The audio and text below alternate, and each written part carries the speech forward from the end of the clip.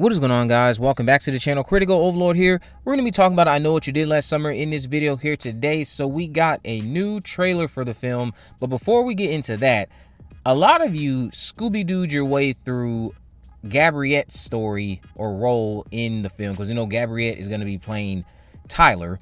And what's been happening is people notice that she's wearing a Helen Shivers shirt and appears to be wandering around the old Shivers store.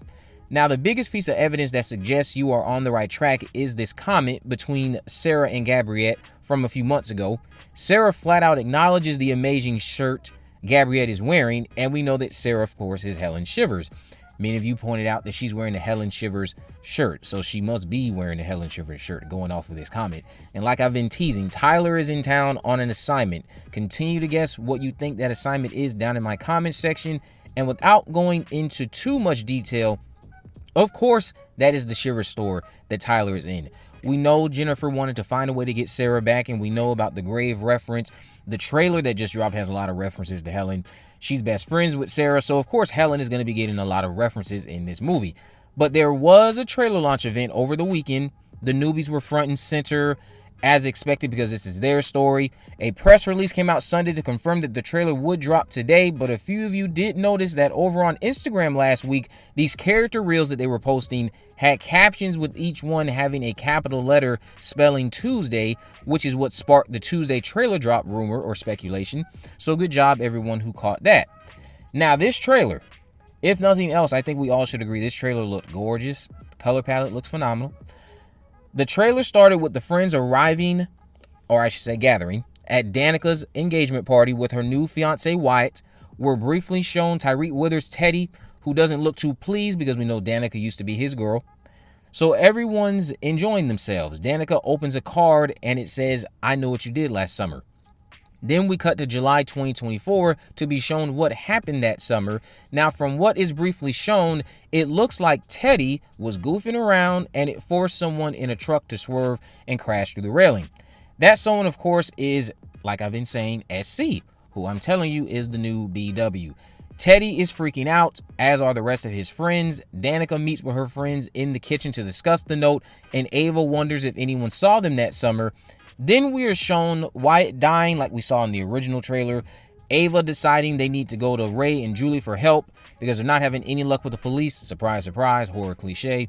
Julie tells Ava she needs to get this person before they get her. Short, sweet, and simple advice.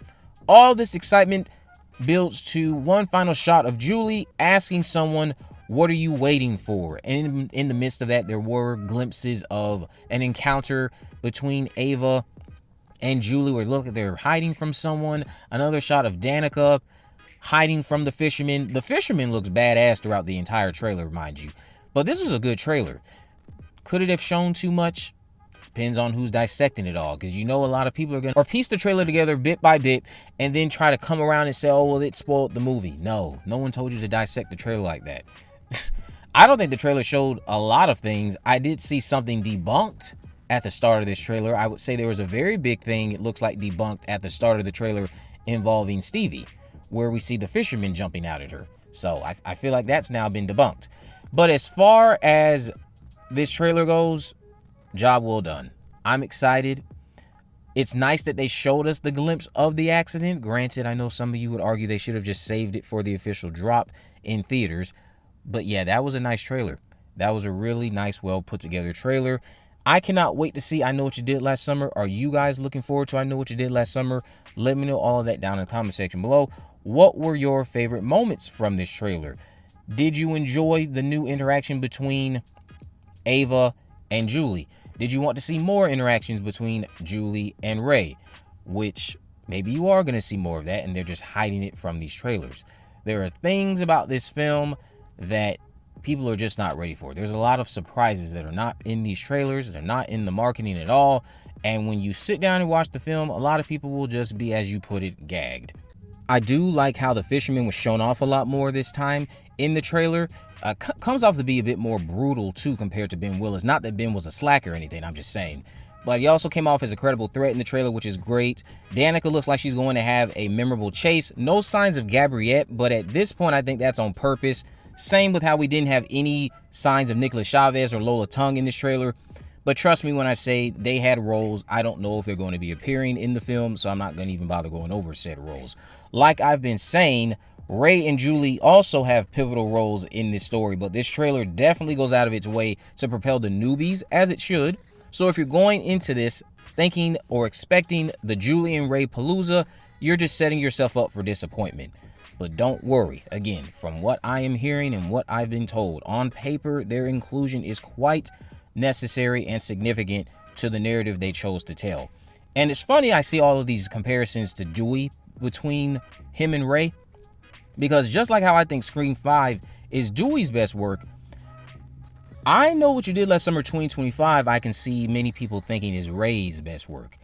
He's lovable in all of these films, including this one, but in those first two films, I just don't think there was enough material for me to really say, yeah, I want to see Ray again. I love Ray Bronson.